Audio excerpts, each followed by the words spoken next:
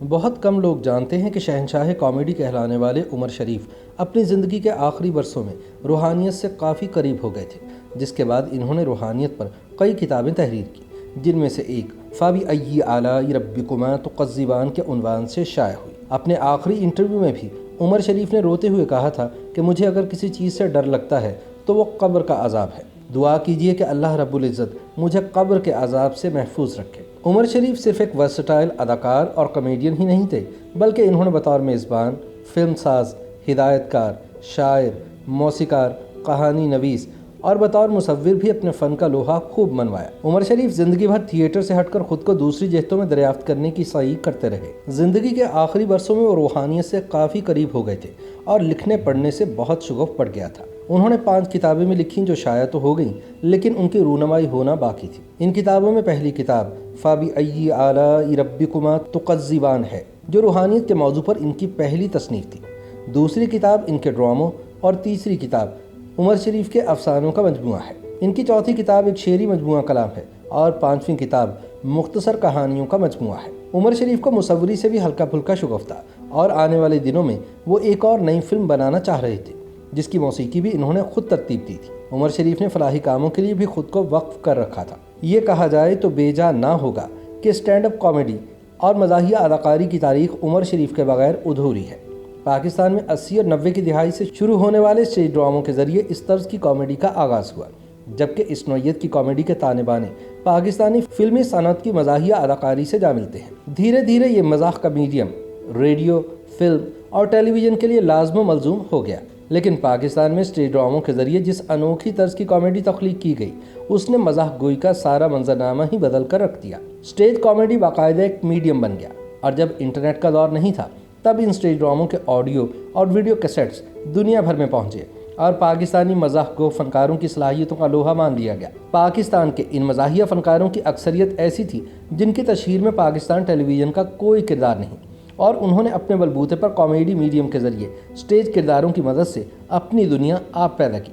انہی میں سے ایک عمر شریف بھی تھے۔ پاکستانی منظرنامے پر ہمیں شوقی خان، مستانہ، ببو برال، سکندر صنم، لیاقت سولجر اور دیگر بہت سارے اسٹیج کے فنکار دکھائی دیتے ہیں۔ اسٹیج کے لیے ان لوگوں کی خدمات کا دائرہ وسیع ہے، مگر جب وہ رخصت ہوئے تو ان کے پاس ترقے میں صرف قسم پرسی اور بے سر و سامانی تھی۔ اس اعتبار سے عمر شریف خوش قسمت رہے کہ جن کو زندگی کے آخری دنوں میں بے پناہ توجہ ملی اور ان کو علاج کی غرض سے سرکاری خرچ پر بیرون ملک بھی لے جایا گیا، وگرنہ اکثر فنکاروں کی زندگی کا اختتام دکھ بھرا ہوا۔ وہ جو ساری زندگی مسکراہٹوں کے سفیر رہے، ان کو زندگی کے آخری دنوں میں بنیادی سہولتیں بھی میسر نہ آئیں۔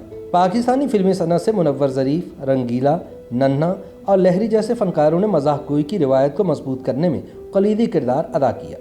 اسی طرح ٹیلی ویژن کی اسکرین پر معین اختر، جمشید انصاری، اطہر شاہ خان جیدی اور دردانہ بٹ وغیرہ نے جس طرح کی کامیڈی کے لیے فضا بنائی، اس نے بھی اس روایت کو پاکستان میں مزید مضبوط کیا، مگر یہ نابغہ روزگار لوگ خاموشی سے پس منظر میں چلے گئے۔ عمر شریف خوش قسمت رہے کہ ان کے حصے میں بے پناہ توجہ اور چاہت آئی۔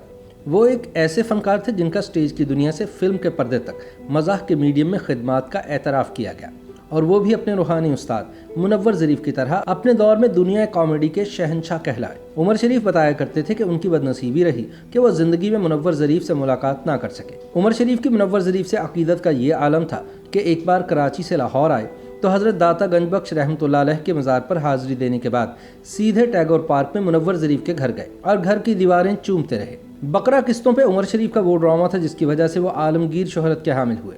اس ڈرامے کے 5 حصے بنائے گئے۔ دلچسپ بات یہ ہے کہ انہوں نے یہ ڈرامہ حادثاتی طور پر لکھا، کیونکہ ان کا وہ ڈرامہ جس کو سٹیج ہونا تھا عین وقت پر پابندی کا شکار ہو گیا۔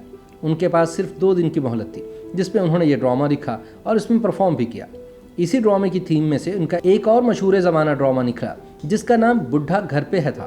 عمر شریف چونکہ فلموں سے ہمیشہ متاثر تھے، اس لیے فلمی صنعت کا رخ بھی کیا اور فلمیں بنانے کے ساتھ ساتھ ان میں کام بھی کیا۔ اس تناظر میں عمر شریف کی مقبول فلم مسٹر 420 ہے۔ پاکستان ٹیلی ویژن سے ان کا واسطہ کم رہا، جس کی ایک وجہ ان کے نزدیک ساتھی فنکاروں کا پیشہ ورانہ حسد تھا، جنہوں نے انہیں کام کرنے کے مواقع نہیں ملنے دیے۔ البتہ آگے چل کر عمر شریف نے مختلف نجی ٹی وی چینلز آ جانے کے بعد کئی ٹاک شوز تو کیے، لیکن ٹیلی ویژن پر اداکاری سے فاصلہ ہی رکھا۔ عمر شریف زندگی کے آخری دنوں میں بہت بیمار رہے اور ان کی رحلت کے حوالے سے جھوٹی خبروں اور افواہوں کا بازار بھی گرم رہا۔ انہی دنوں میں ان کے گھریلو جھگڑوں کی بازگشت بھی عدالت میں سنائی دی۔ وجہ تنازع جائیداد تھی۔